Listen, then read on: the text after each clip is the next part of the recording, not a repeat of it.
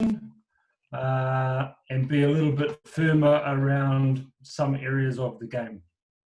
Would you tell us those areas? In a meeting with the top coaches. Sorry? Would you go about like through those specific areas that you take care of?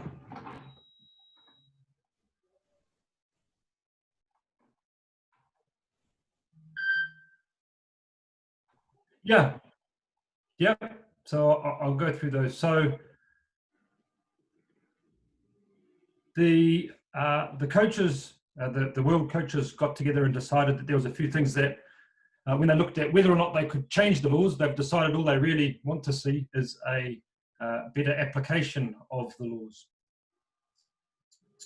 So the first thing that that we're trying to do is make sure that the ball carrier only has one attempt at playing the ball. So we're starting to see a ball carrier land and then crawl to move away from the opportunity of people to lift the ball as a tackler or get a turnover. So the idea now is that the tackler has one opportunity to move their body and place the ball. So that's the first thing that we want to see at a tackle or at the tackle itself, is that there is the ability to have a fair contest. Would you let me then obviously go through it and the then next person.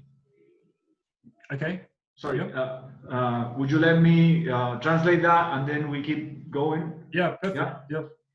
Yep. Bueno, le preguntábamos acerca, la primera pregunta sobre cómo manejan las situaciones de tackle y de ruck. La pregunta es en el contexto de las nuevas reglamentaciones y sobre todo con respecto a que es el Super Rugby, es una competencia que manejan otra velocidad. Lo que él dice es que al juntarse ellos con los miembros principales de la dirigencia de referato en Nueva Zelanda, ellos le ponen énfasis a ciertas situaciones en específico, entonces empezó a ir sobre estas situaciones. La primera que ellos tienen en cuenta es el ball carrier o el portador de la pelota, y primero, cómo, o sea, el esfuerzo que hace para jugar en el suelo, hasta cuántos movimientos realiza, y después el esfuerzo que hacen todos los que rodean la situación de tackle para liberarla. So we can keep going, Glenn. Thank you. Okay. So the second part, or the second picture that we needed to try and tidy up, was the first arriving attacker. And you often see the first arriving attacker land on the ball carrier on the ground, or the tackle player on the ground, move their feet to a strong position, and then stand up.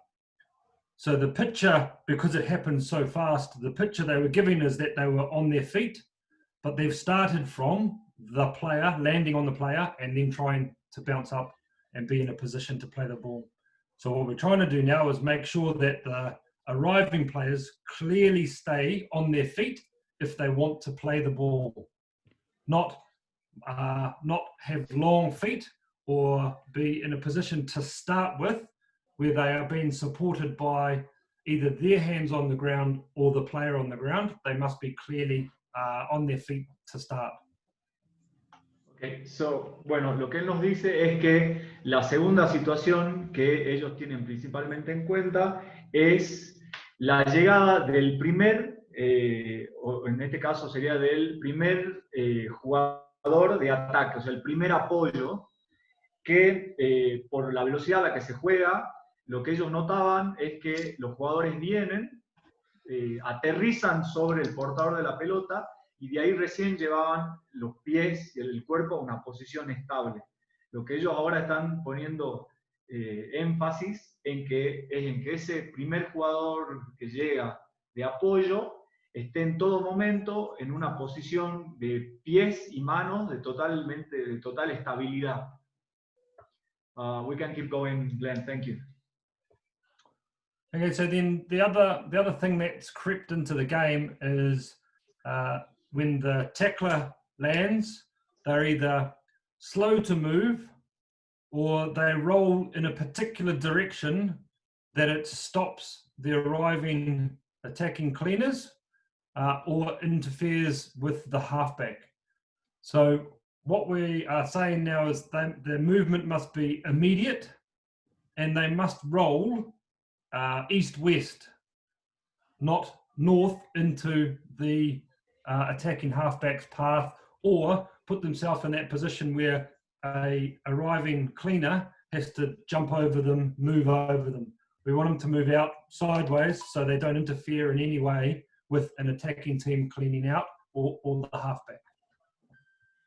Bien, la tercera esta situación que ellos ponen especial énfasis es el tacleador y lo que ellos notan es, bueno, que el jugador o hace movimientos lentos para salir de la jugada o él lo que está planteando es una situación norte-sur, que los jugadores salen, sería en una posición de la cancha como hacia el norte o hacia el sur para hacer el juego del equipo atacante más lento. Entonces ellos le están poniendo especial énfasis en que los jugadores salgan en dirección este-oeste, o sea que salgan siempre hacia los costados porque eso facilita la continuidad del juego. We can keep going, Glenn. Thank you. Yeah, and then so the last thing there is what we call the jackal. So the person from the defending team that is trying to steal the ball, they have to show a clear lifting action and only allowed one crack. So if they get on the ball and are cleaned off, they can't go back in on the ball. They're allowed one attempt. But they must show a lifting action, not just put their hands on the ground and hope that someone takes them back with them in the ball. So if the jackler is arriving and is higher, there's no reason they shouldn't be able to show a lifting motion. Bien, la cuarta situación en la que ellos le ponen énfasis en las situaciones de Tackley Ruck es, él le dice Jackling, que es como un modismo para decir ladrón, digamos, el que nosotros le llamamos el pescador de la pelota. Lo que ellos buscan es que quien vaya de pescador en busca de la pelota realice una clara acción de levantar hacia arriba y no solo el tomarse el jugador o apoyarse para generar una situación de penal, digamos.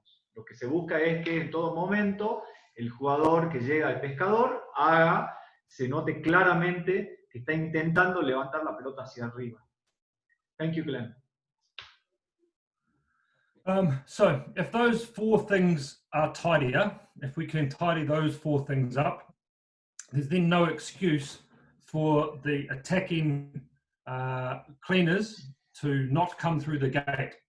The only reason we see some very side entry from attacking teams is because the jackler is on so low or so early that they're flat, they need to come in and try and clean them off, or the tackler is so slow to move away or is moving in the way that we see side entry. So if the four things we've talked about, the ball carrier, that first arriving attacker, the tackler and the jackal are tidy, then there is no excuse for side entry. Everyone should be coming through the gate. Bien, por último, lo que él explica es que si estas cuatro premisas que él explicó primero, que sería el portador de la pelota, el primer apoyo, cómo aterriza el tacleador y cómo sale de la situación de rack, y las acciones de los pescadores, no existe excusa para que el equipo atacante no entre por lo que llamamos la puerta, ¿sí? Ellos notan que la única situación en la que se cumplen, o sea, el único momento en que se cumplen estas cuatro situaciones y los equipos no entran por la puerta es cuando el pescador está en una posición muy estable y muy abajo, entonces los jugadores atacantes se ven como obligados a entrar de costado, digamos. Es como que el defensor fuerza la situación, entonces ellos le ponen énfasis ahí a esas cuatro situaciones de que ahí el que está en falta es el equipo atacante, no el equipo defensor. Thank you, Glenn. Can we move to the managing of Scrum? So one more thing. Yeah. One more thing. Sure. From a referee perspective on all of those things, what the referee has to be more aware of is less communication. So I know that sounds funny from a management perspective, but if you think about those things that are happening, the ball carrier lets go when the referee says release. The tackler rolls away when the referee says roll away. The jackler lets go when we say hands off. So as a referee, we don't need to give so many warnings. We don't need to say hands off, hands off, hands off. We just need to they know the law, and they want us to apply the law. We shouldn't have to remind them of the law at every breakdown. So you'll see, and especially in the first week, the penalty goes that we had 30 and 31 penalties in Super Rugby. It's because they're not giving them so many warnings. They're just penalizing for infringements of law.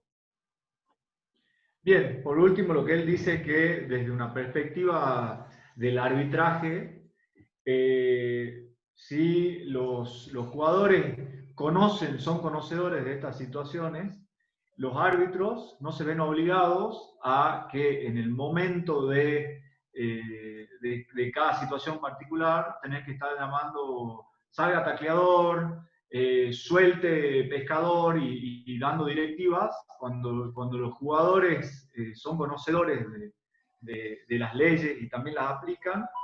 Para el arbitraje no es que se ahorra, sino que solo se limita a hacer el cumplimiento de las leyes y no estar dando indicaciones a los jugadores de qué es lo que tienen que hacer. Thank you, Glenn. Okay, Ezequiel, you go to Scrum. Ya, antes de pasar a la siguiente pregunta, que nos cuente un poquito también la experiencia que ha tenido él en el Seis Naciones. Y de ahí pasamos a la otra. ¿Ah? Before we go to scrummaging, we would like to know your experience in Six Nations. Like the difference between Six Nations and Super Rugby or New Zealand Rugby. Yeah, so Six Nations is an amazing experience. It's a competition that has been going for so many years that the intensity and the expectation from the players and spectators is the highest levels I've ever experienced. And obviously in Six Nations there is so much media that all that has to be balanced as well. The coaches play a game, the players do stuff, the media try and influence. So Six Nations is very different from an intensity level. From a TMO perspective, Six Nations is very, very formal. We are in a suit for the whole time. We sit out the back of the stadium in the TV truck, where we have in England, I think there are 35 cameras on the game, so 35 different cameras that you can look at. So there's a lot of different angles that are available to you. Because you're in the TV truck, you can see so many more angles, and you can talk directly to the producer. So Six Nations is very intense and followed after the game with always a very formal after-match function with the two teams and the supporters and friends and family. Bien, lo que dice Glenn es que el Seis Naciones para él fue una experiencia increíble, que la intensidad que se genera por ser un torneo tan antiguo, hay mucha presión de los medios de comunicación, y donde los jugadores juegan su partido, los entrenadores juegan su partido, digamos, cada parte de cada equipo juega su partido aparte por esto de que hay mucha atención de los medios. con respecto a lo que, con lo respecta al TMO, al ser TMO en el Seis Naciones, dice que es una experiencia, se maneja mucha formalidad, que están de traje todo el tiempo y que todos los TMO están en un camión de televisión y que, por ejemplo, en Inglaterra, el TMO tiene a su disposición 35 cámaras, entonces tiene 35 ángulos distintos para ver cada jugada y tomar una decisión. Thank you, Glenn. Ezequiel, preguntale Sí. cómo fue la preparación de él para un Seis Naciones. Glenn, your experience about getting ready for the Six Nations for a match in New Zealand, what's the difference? Is it the same? Probably the amount of time you have to wait around. So obviously for Six Nations, we have to travel early. We're often up there. We have a meeting, referees and TMOs on the Wednesday. So we have to travel from New Zealand. It's 28 hours travel to get to London. So that's 26, 28 fastest time. So we have to be up there for a Wednesday to have a meeting all day. And then we travel to the country. So for me this year was Ireland, and I traveled over to Ireland. That's where a little bit of downtime you are with your team, watch a bit of video clips, be a bit ready for the game. And then obviously once the game's finished, because we've traveled so far, we normally do 2 games. So you then have to travel to another meeting back in London, back to wherever your next venue is, and wait the whole week out. That's the longest part, is waiting. And then obviously the next game, the next weekend. So preparation is really about watching lots of video clips. We go over lots of previous decisions, and then work with the referee on how we're going to communicate during the game.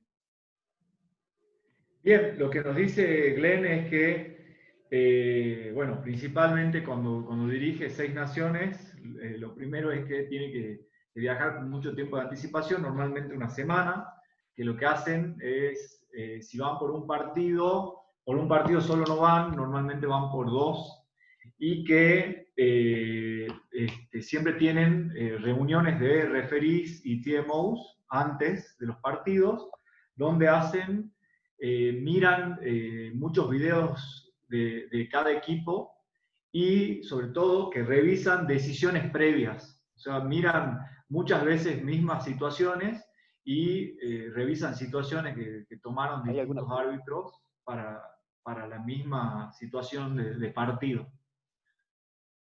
Thanks, Glenn. Bien. Ahora, así brevemente, y después de esto ya pasamos a lo que es la parte de Scrum.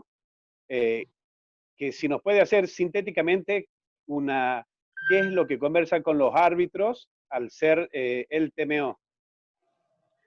Glenn, last questions about being a TMO and stuff. If you can be really brief, it's fine. What do you talk about, like before a game, you as a TMO with the referees? So every referee is a little bit different in what they want. Some referees would like you to tell them penalty counts or maybe a trend that you're seeing. So in downtime, they'll want some feedback. Other referees, they just want you to stick to protocol and say, come in for foul play and for scoring. So a lot of the communication with the TMO, with the referee before a game is really just trying to understand the inputs that they want from you as a TMO, whether they want some live calls of something in particular. But a lot of everyone is slightly different. So it just depends on who you're working with as to what input you give them. I think you have to be, the TMO has to be aware of the whole team as well leading into the game. You're a little bit of make sure they've got their own space to do their warm-up, and their, people aren't bothering them when they're going through their own rituals. So a little bit of the TMO job is also what happens in the changing room before or after a game. I've kicked coaches out of rooms before after games because they've come in wanting to talk. So you play a little bit of a protective role as well sometimes. Bien, básicamente lo que dice Glenn es que cada referee es diferente y lo que él hace es charlar con los referees antes para ver cuál es la impronta que necesita el TMO, cuál es la asistencia particular. Dice que algunos le piden que les cuente en particular los penales, que les cuente detalles, y por sobre todo otro rol que tiene el TMO es como asegurar las condiciones para el referee previas al partido, que tenga el lugar donde cambiarse, que esté un espacio a disposición para entrar en calor y todos esos detalles. Por eso es que para él el TMO desarrolla una tarea muy importante y particular. Thank you, Glenn. We can move on to Scrum. Bien. So what would you like to know about Scrum? Because Él nos pregunta qué nos gustaría saber del Scrum. Posicionamiento y las nuevas reglamentación, los nuevos criterios. We would like to know about the new rules and what's your criteria to, put those rules on the game, and how like every team or player sets their position on the scrum. Yeah, so there's not really too much new around the scrum. I think maybe if I think of it the other way, if I was talking to the newer referees, or not just newer referees, but referees that were wanting to understand bits of the scrum, there's so much you can try and learn about the scrum, and you'll never know everything.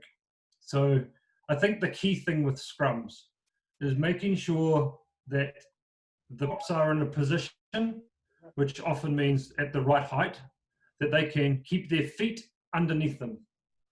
Because if they try, in all grades, props try and, we call it here, lean over the cliff. They try and extend as far as they can past the center line. And what often happens is they get too far away from their feet, and then they're in trouble because they can't then hold themselves up. So I think with a scrum, the best thing you can do in any grade, first and foremost, is make sure that the front row have their feet underneath them, or are in a position to hold their body weight, hold themselves up. And then there's so many other things that you can look for around binding, around angles and positions. I'm not a scrum expert. I have played in the front row, but I was 16, a long time ago. I think that you have to do your own learning around scrums, and very much like the tackle, you have to have a checklist that you run through and see at each scrum. What are you looking for from what you've learned yourself about a scrum? What are you looking for that says, yep, that pitch is good. That pitch is good. I need to do something about this picture. Does that make sense? Yeah, it makes sense. Yeah, good. Bien, lo que dice Glenn es que en realidad con respecto al Scrum no hay nada nuevo, y él no se considera un experto, y que bueno, lo que sí él puede dar como experiencia y como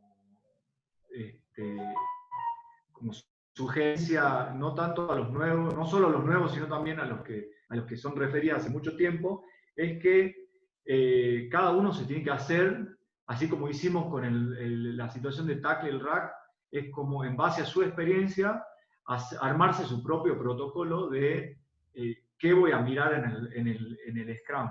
Lo que él recomienda es que con respecto a la primera línea, es la altura, ¿sí? Que es algo a tener en cuenta siempre, y con respecto a esa altura en la que se entra, es sobre todo que el pilar antes de entrar, ustedes noten que esté en una posición en la que él se va a poder sustentar a sí mismo. Si ustedes están viendo que de entrada ya va a entrar en una posición en la que ni él mismo se va a poder sostener, ahí es donde pueden armar su protocolo. Él dice una frase en inglés que es lean over the cliff, que sería algo así como entrar al borde del abismo. Que lo que él en su experiencia es que los pilares buscan en la entrada esa mínima diferencia que ya los coloca por delante de la línea de los pies del adversario. Thank you, Glenn. Ahí, Ezequiel, antes de seguir continuando, si alguno de los participantes tiene alguna pregunta, que la manden por mensaje, así la leemos y Glenn puede contestarle. Traducirle ahí a Glenn para que sepa. We have a question.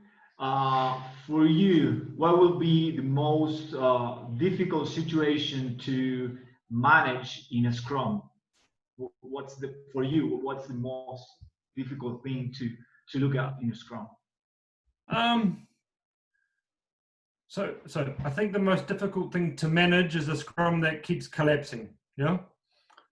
But if you have a very strong process, so you know what you're looking for at each, you're looking for height, you're looking for bind, you're looking for feet underneath, whatever your process is, if you can be very clear, and if we've got time, I'll take you through a tackle process later. But if you can be very clear about the picture you want to see, I think that's the best way to manage a Scrum. If you can say, are they at the right height? Tick.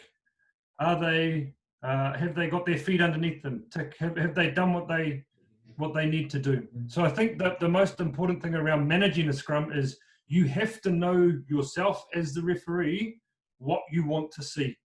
And if you're not sure, then you can't fix the pictures that you should have in your head. Does that make sense? Yeah, it makes sense. Lo que él dice es que para él personalmente la situación más difícil de manejar es el Scrum que sigue colapsando constantemente, que colapsa y que colapsa. Y él vuelve sobre lo mismo, que el referee antes de entrar a la cancha hay ciertas situaciones y nos dice que bueno, que si hay tiempo, él nos puede repasar cuál es su protocolo personal, por ejemplo, con respecto al tackle, pero nos dice que hay que armarse uno, decir, bueno, en la situación de Scrum yo voy a mirar estos 3-4 puntos en particular y me voy a concentrar en esos. Y bueno, cuando vos lo armás tienen que ser 3 o 4 puntos que puedan mantener la situación de juego, valga redundancia, jugable, digamos. Entonces, si uno tiene en claro antes de entrar a la cancha esos 3-4 puntos a los cuales va a poner especial énfasis y se arma un protocolo, uno va mirando diciendo, bueno, la altura de entrada, listo. Posición de los pies, listo. Toma de los jugadores, listo. Es como que hay que tenerlo preparado previamente cada uno en base a su experiencia y en base a qué es lo que necesita ver del Scrum. Thank you, Glenn. Two more things about the Scrum. Yeah. One, stay slow. So for your engage call, make sure you stay slow. because you can then you have time to check your checklist. Yeah. The second thing is when you talk to the front row before a game, have one small message, because props don't care. The front row does not care what you tell them. So one small message, they're always going to do what the coach tells them. They don't care what you say. Bien. Lo que él dice es que dos cosas que él tiene muy en cuenta es que durante la situación de juego es tratar de manejarlo al Scrum de una manera lenta para poder ir haciendo este chequeo del protocolo propio que ustedes se arman.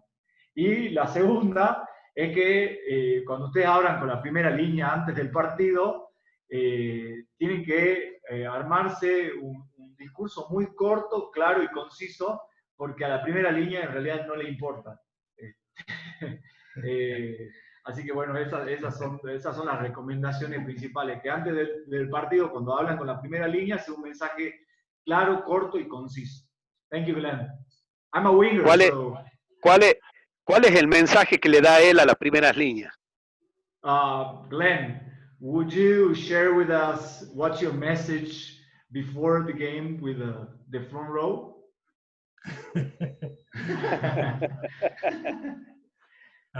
Queremos copiarle, por eso.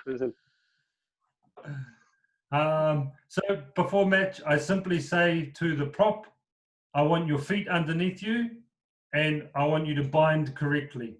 That's it. And it's as short as that.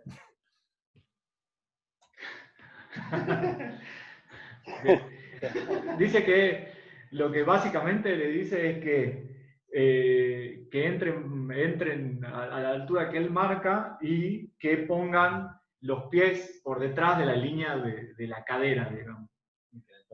Y que obviamente que la toma sea buena. Because everything else that you tell them is actually just your process that you're checking. If you tell them, I want you to do this, and I want to see this, and I want that to happen, you're just telling them what you're going to look for on the field anyway, and correct. So I trust that I can fix the problem with my checklist, with my process, rather than have to tell them everything before the game. Claro, él dice que si vos le decís, bueno, quiero, como que si le das mucha información, les estás contando todo lo que vas a mirar. Dice que él confía en su protocolo y que, llegado el caso, él puede solucionar la situación durante el partido con su protocolo. Por eso es muy corto con este mensajito de decirle 2 o 3 cositas puntuales y de ahí confía en su protocolo de que cualquier situación la va a poder solucionar aplicándolo. Thank you, Glenn. Okay. Ahí, ¿seguimos con las preguntas, Ezequiel? Tenemos una pregunta con respecto al protocolo de Tackley Ruck. No sé si querés que volvamos sobre eso o seguimos. Seguimos y después al final hacemos esa. ¿Ah? Bien. Entonces nos movemos al protocolo de comunicación del TMO, ¿te parece? Dale, buenísimo. Glenn, so we would like to move now to the communication protocol, with the TMO protocol, communication protocol. Would you explain it for us? So the protocol for TMO says that we can be used for foul play and to check scoring decisions. And anything outside of that is outside of the TMO protocol. That doesn't always happen that way because, like I said before, every referee has some slightly different things that they'd like you to do for them. But the protocol is quite simple. We can look at acts of foul play, and we can do that live and refer to the referee, or we can look at acts of scoring and confirm for the referee whether or not something's happened. the big change, I suppose, in the last couple of years is that within Super Rugby and World Rugby, we now do the same protocol, which is the referee will give you an on-field decision first. So from a TMO, that's helpful because you know what direction the referee is thinking, or it gives you at least something to come back to when there is no evidence to suggest either way. There is a decision that everyone can understand. So if a referee says try, unless you can tell me otherwise, all of the spectators understand it will be a try unless there is some clear evidence that shows that it's not. So I like that better than a referee saying try yes or no, because everyone can argue that they've seen something different when you have that process. Bien, lo que él dice es que el protocolo del Super Rugby y de World Rugby ahora es el mismo y la intervención es únicamente para revisar si se anotó o no un punto, un try o una conversión y demás, o para situaciones de juego sucio, o sería en realidad claro, desleales. Por suerte, lo que él dice es que al unificarse los protocolos, en todos lados, o sea, para él, al ser el protocolo el mismo, él puede seguir los mismos lineamientos y con respecto a las situaciones en las que se anotaron un punto, la decisión es pendiente de que si hay alguna imagen o alguna situación por la que vos podás confirmar, por ejemplo, que un try no se anotó. Si vos estás viendo que hay alguna posibilidad en las imágenes de que el try no haya sido, no se pueda convalidar, bueno, ahí vos emitís tu juicio al referir. Thank you, Glenn.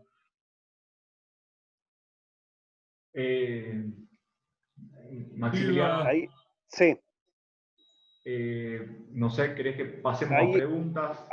Ahí pasemos, que los dos pueden hacer las preguntas y volvemos a la pregunta que quedó pendiente ahí también, de Ruck y Tackley. Bien, la pregunta de Ruck y Tackley está acá, si querés la hago o... Sí, hacela. Sí, hacela.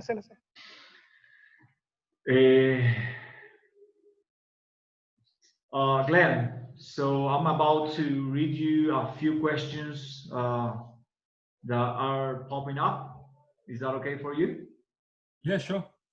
Okay, so the first one, it's last weekend in Super Rugby, there has been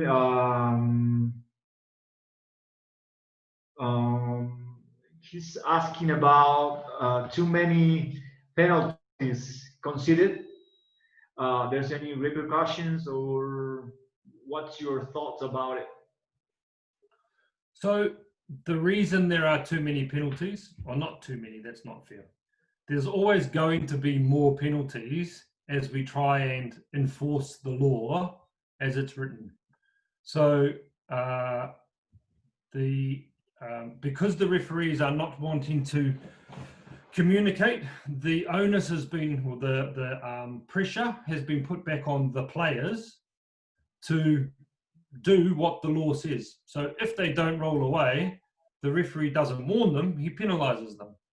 If the tackle doesn't get off or doesn't show lifting, then he doesn't warn them, he penalizes them. So there will always be more penalties when we are approaching the game in that kind of management method, instead of continually communicating. Bien, lo que él dice es que los penales se incrementan porque, digamos, si uno, cuando llega a la situación en la que se está cometiendo un penal, uno llega y advierte, le da la posibilidad al jugador de liberar esa situación en la que está cometiendo un penal. Ahora sí, llegada la situación, uno simplemente cobra el penal, siempre van a haber más penales. En este caso es lo que él explica.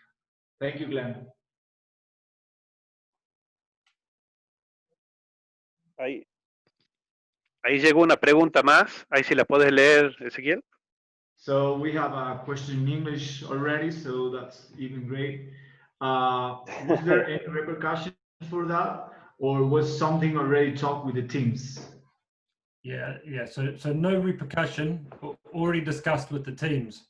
I think Okay. you'll see over the first 2, maybe 3 weeks of Super Rugby, teams having to adapt to the new way that the law's been applied. But the pressure is on them to adapt, not for the referees to lower the penalty count. The players, if they do their job properly, will see the penalty count reduce.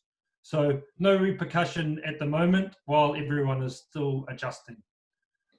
Lo que él dice es que no hubo repercusiones, sí se habló con los equipos y que obviamente los equipos y los jugadores, y que seguramente las primeras 2 o 3 fechas van a haber un alto nivel de penal hasta que los equipos, los jugadores se adapten. Que la presión no está sobre los referí o sobre el referato al respecto, sino que la presión está sobre los jugadores y los equipos en adaptarse a las situaciones. Thank you, Glenn.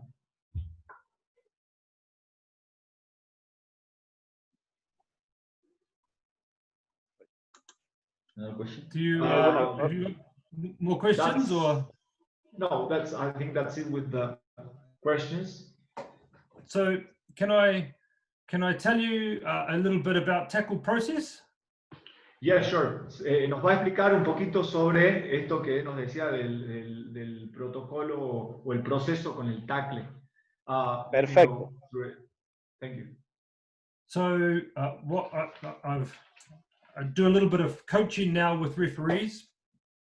The first thing that I always ask them to do is start to think of the pictures, a small video clip in their head of what they want to see in order. So our checklist, our process at each stage. So for the tackle, there's some very important things. So it starts with something like, and I'd just like them to list maybe 8, 10 things and tick them off as it goes. So things like tackle always starts with the contact. Was the contact fair, or was the contact not fair, illegal? And I want people to, so I say close your eyes and picture what that looks like. If the picture you see does not match the picture in your head, then you take an action.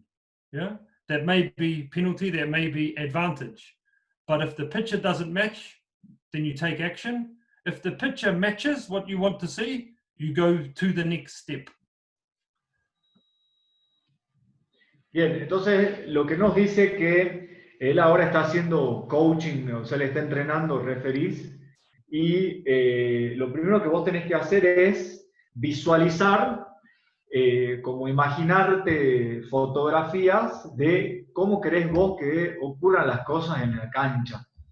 Entonces, para la primera situación de tackle es una situación de contacto. Entonces, ¿fue un contacto legal o ilegal? Entonces, si vos te lo imaginaste, vos inmediatamente llevás esa imagen a la que vos te imaginas cómo es el contacto legal. Si vos estás viendo otra cosa, de ahí, entonces la primera situación no se cumplió. Entonces podés empezar a aplicar tu protocolo.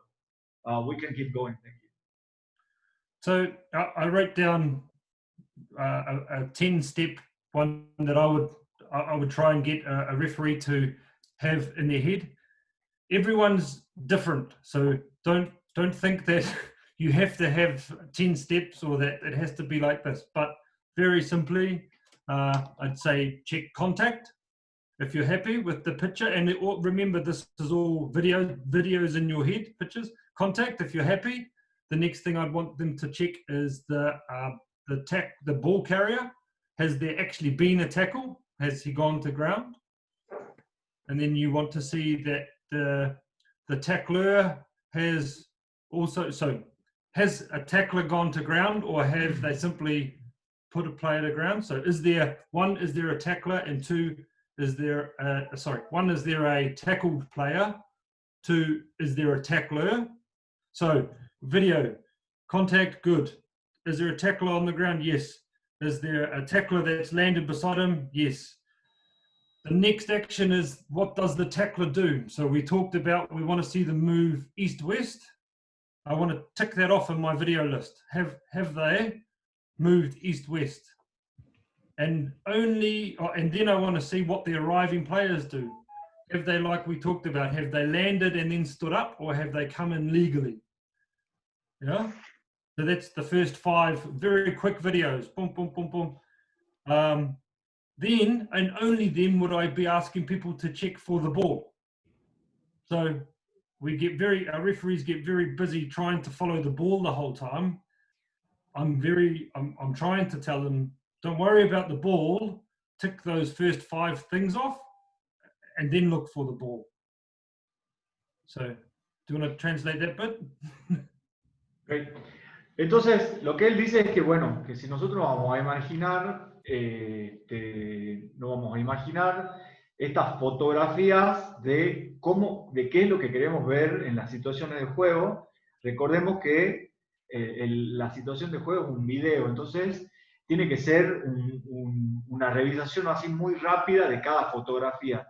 Él dice que él se arma un protocolo de 10 pasos, que obviamente esto es algo que él se arma, que él no está diciendo que sea una regla o no lo está planteando como algo que capaz que cada uno se pueda armar un protocolo de 6 pasos, de 4 pasos, pero que sean situaciones que uno pueda imaginarse el ideal de la zona de contacto. Entonces, el primero dice, bueno, reviso el contacto, ¿fue legal o ilegal? Bien, de ahí sigo. El tacleador, ¿qué hizo? ¿Hacia dónde se movió? ¿Se movió de norte a sur o de este a oeste como corresponde? ¿Qué hacen los jugadores que llegan a la situación de tackle? Lo que él dice es que en estos primeros 4 o 5 pasos, el árbitro se tiene que olvidar de la pelota. No pensés en la pelota. Primero revisa esto de la zona de contacto, qué hace el tacleador, qué hacen los jugadores que llegan en apoyo tanto de ataque como defensa, y de ahí recién buscas la pelota, ves dónde está la pelota. Thank you, Glenn. So once you've seen the ball, the next little steps are, we want to check offsides, near offsides. Yeah. See what the late arriving players are doing. Yeah. So are the late players coming through the gate? Are they flopping? Are they trying to seal? And then offside out wide, and then back at the ball, because the ball for the referee is the trigger to move. If the contest is over and the ball is at the back of the ruck, it's time for the referee to move to the next position. Bien, entonces dice que una vez que repasamos estos primeros 5 pasos, revisamos dónde está la pelota.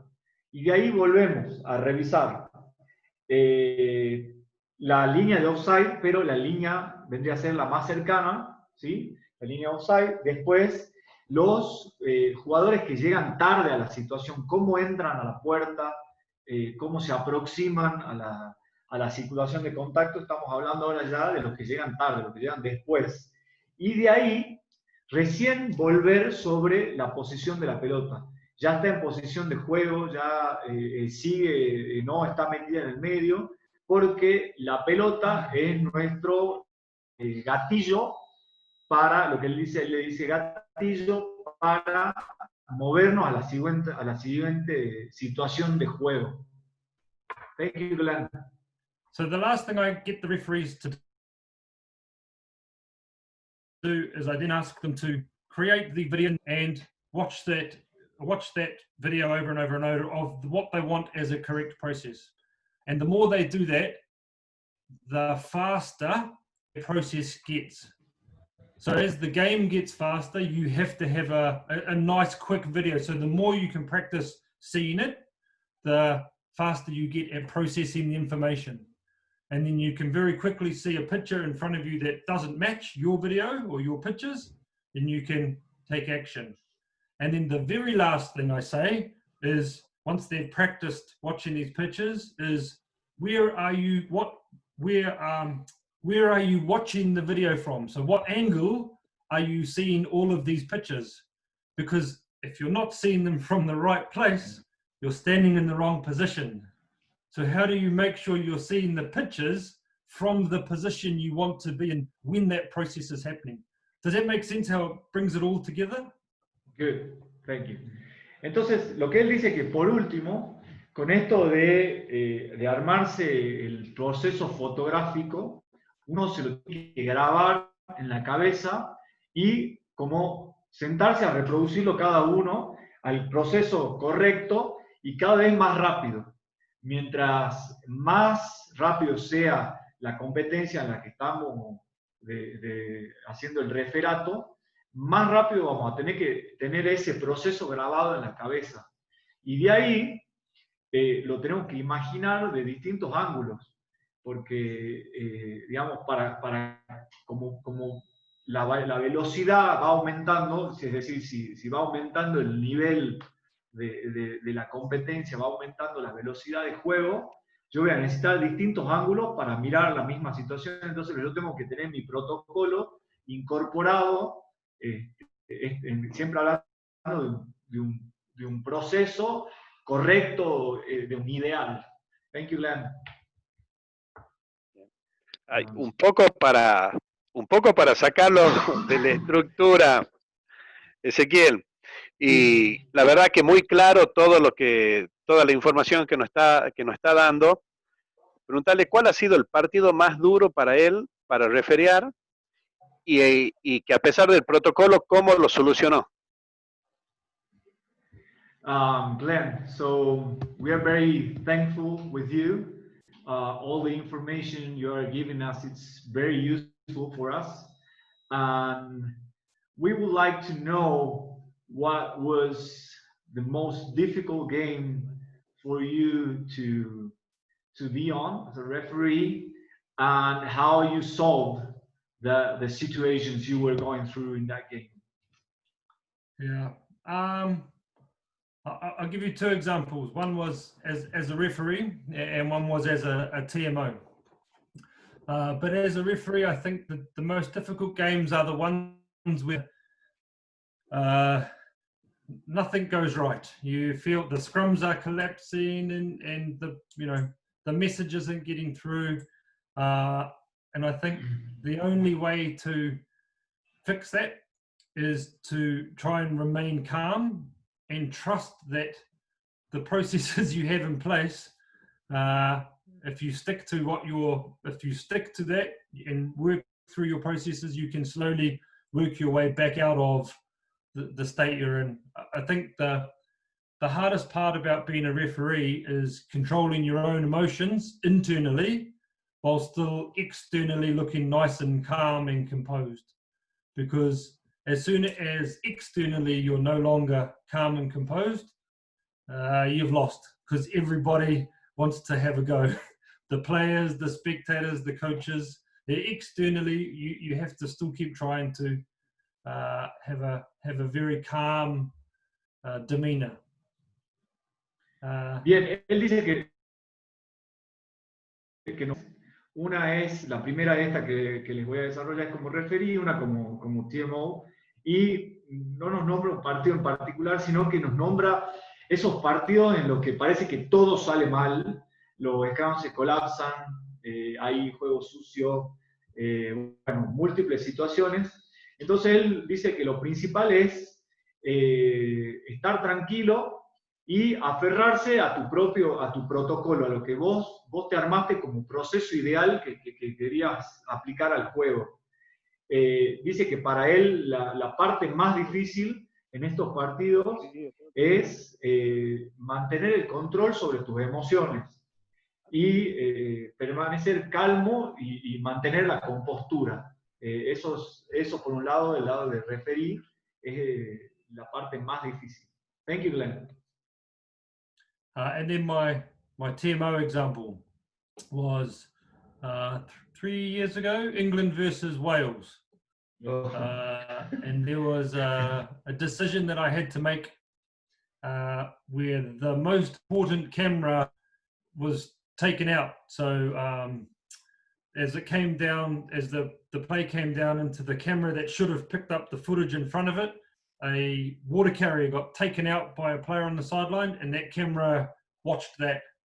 And that was the camera that I needed to make a decision in front of me. So I didn't have that angle. I made a decision from the far side camera, and it was a 50-50, toss the coin and hope.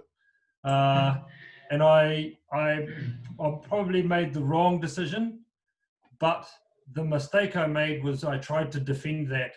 So after the game, with the media, with the bosses of the World Rugby, I tried to say, well, I made the right decision. And then a little bit later on, a photographer, a still photo, who was standing right doing the picture that the TV camera should have had, showed that it was clearly a try. So that was a tough time, because people find you on Twitter and Facebook and wherever they can, and you receive some very awful messages. And also straight after that, I had to get, the next day, on a plane and travel 27 hours home to New Zealand just thinking about that one decision. So sometimes you just have to think about things, let it happen, and then move on. Accept what's happened and move on. Bien, lo que él dice es que ahora sí nos nombra un partido en particular. El partido más difícil que le tocó como TMO, es Inglaterra-Gales, donde él tenía que revisar si se había o no asentado un try, y la cámara que él necesitaba, justo en el momento crucial donde él podía tomar una decisión, la cámara se desvía hacia otro lado. Entonces era una decisión 50-50, y bueno, él tomó una decisión, y él considera hoy que, si bien se equivocó, él considera que su peor error fue defender su decisión ante los medios.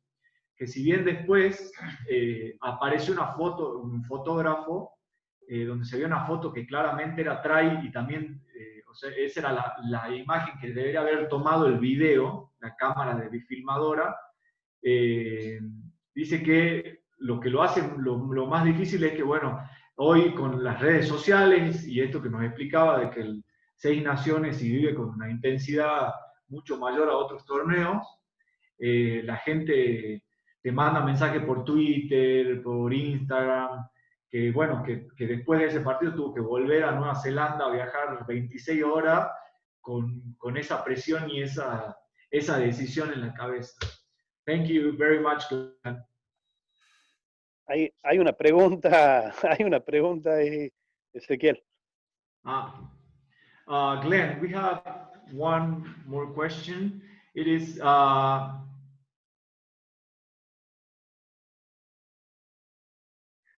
if we have thought defenses, I guess it's we're talking about defense with a lot of pressure and breakdowns and poor discipline and order. How can we lead those situations? He suggests, is it talking to the captain, maybe keeping calm, as you say? Is it clear for you? Yeah, so there's lots in that question.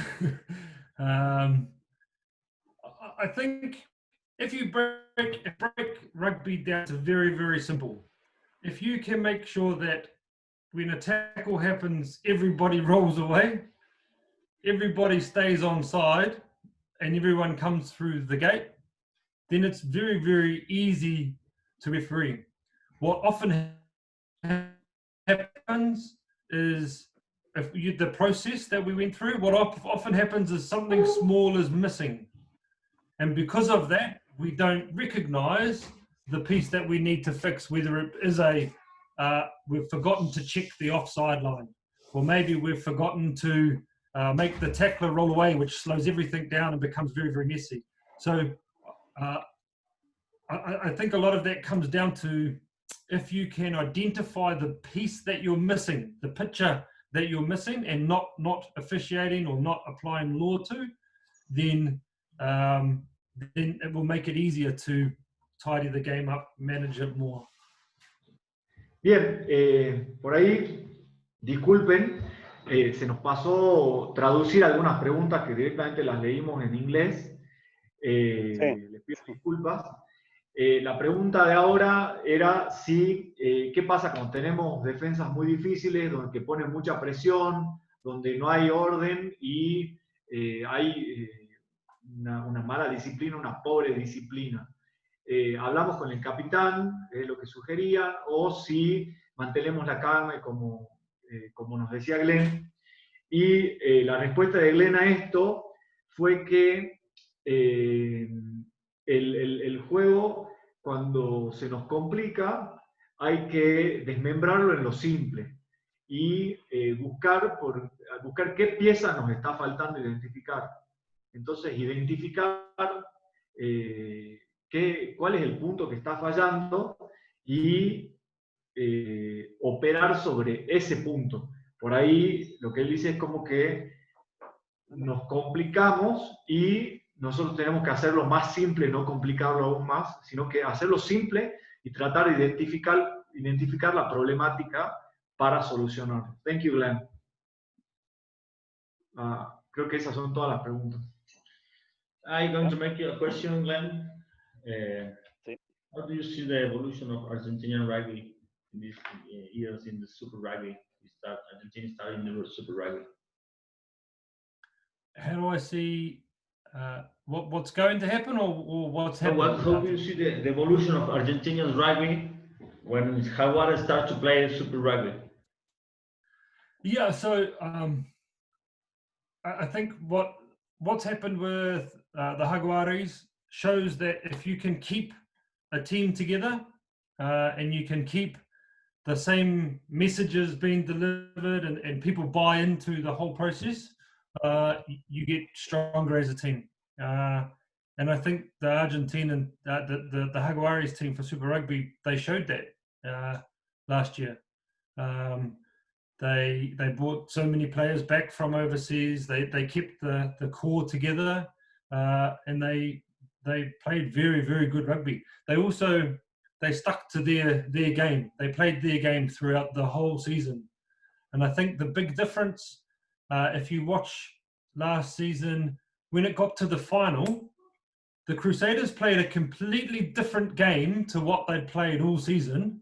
And I think that surprised the Jaguares. I just think they were expecting the same team. The Crusaders, the weather was awful, the rain, the wind, and the Crusaders just did something completely different. So I think the Jaguares team has grown a lot and are performing very, very well. Yeah. Bien, lo que nos dice Glenn, la pregunta era con respecto a la evolución de Jaguares en el Super Rugby, y él dice que le llama la atención cómo la Argentina, trayendo jugadores que estaban en Europa y todo, han evolucionado mucho, y un claro ejemplo de ello es que la final de los Jaguares con los Blues, los Blues cambiaron su forma de juego para la final, totalmente lo cambiaron al juego, y que él considera que eso es lo que lo sorprendió a Jaguares. We have one more question about South American referees. How do you think we can evolve in South American referee? What's your thoughts about it, if you have any? So my experience with South American referees is mostly up in Salta, and they are great hosts. Yeah. So I love coming to Argentina. I think, like all nations that are trying to develop referees. It's very important to watch the game, so not just get so wrapped up in law, but understand and love the game of rugby. I think if you watch more than just home or Super Rugby, if you can watch some Six Nations, if you watch Champions Cup or Pro 14, you see different types of rugby, and the more you can learn about rugby, the better you can become as a referee. I think the best referees are the ones that can understand what the players are trying to do in a game, can identify different styles and adapt to be to work alongside those. So the advice I have for any referee that wants to get better is watch rugby. Just keep watching rugby and learning. Thank you, Glenn. So I'm going to translate this question, this last question, and then we're going to close the meeting. If you could stay 5 more minutes with us, that would be great. Is that fine for you? Yeah, no problems. Thank you. So I'm going to translate that, and then we just close it. Bueno, lo que él dice es que, perdón. No, bien, seguí, ya iba a decir yo. Lo que él dice es que, bueno, que su experiencia con el referato sudamericano, que en Salta lo trataron muy bien, pero bueno, dice que lo que él nota es que con todos los países que quieren desarrollar el referato, quieren desarrollar referís, su sugerencia es que hay que mirar rugby, en nuestro caso regional, hay que mirar 6 naciones, Super Rugby, hay que mirar rugby juvenil, hay que mirar mucho rugby y hay que como apasionarse y amarlo, digamos, porque hay que aprender distintos estilos. Eso es lo que él recomienda, que hay que mirar mucho rugby para aprender cada vez más sobre el juego y amarlo al juego.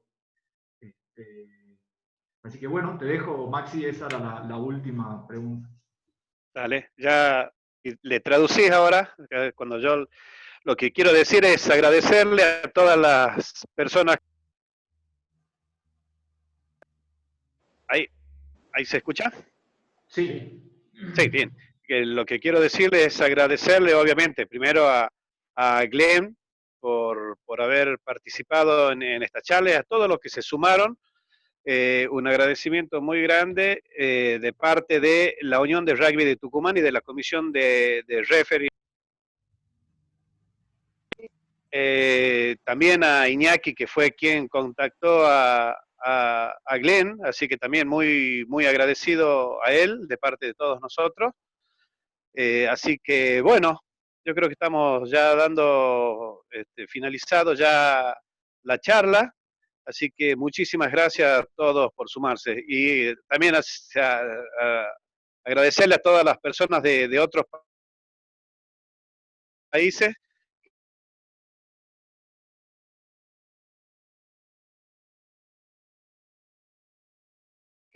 que tener las ganas de hacer crecer el rugby acá en todo lo que es la región, ¿no es cierto? So then we are closing the meeting. Everyone wants to thank you, especially the Tucumán Rugby Union, the referee commission. So thank you very much, and we're gonna close it for everybody, and we're gonna stay 5 more minutes. Thank you. Listo, Maxi. Muchas gracias. Muy bien. No, gracias. Muchas gracias a todos.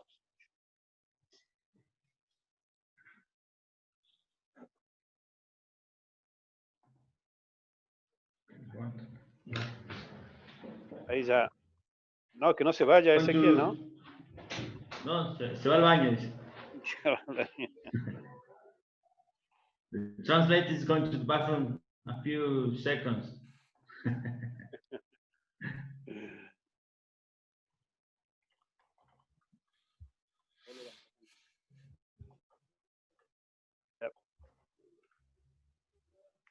decirle 3 minutes more y that's it. Sí, Glenn. no sé cómo hacer, cómo se van yendo, digamos. Sí, ya están yendo. Ah. Se van yendo y ya ahí quedamos nosotros. Quede el pollo, Corbalán Costilla, el presidente.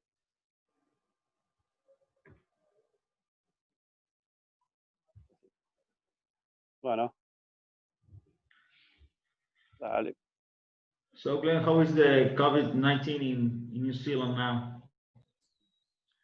We're good. We went into complete lockdown for 4 weeks, so everyone had to stay home, and we managed to eliminate all cases. So we had no cases for 24 days until 2 days ago. We had 2 tourists come in who've tested positive.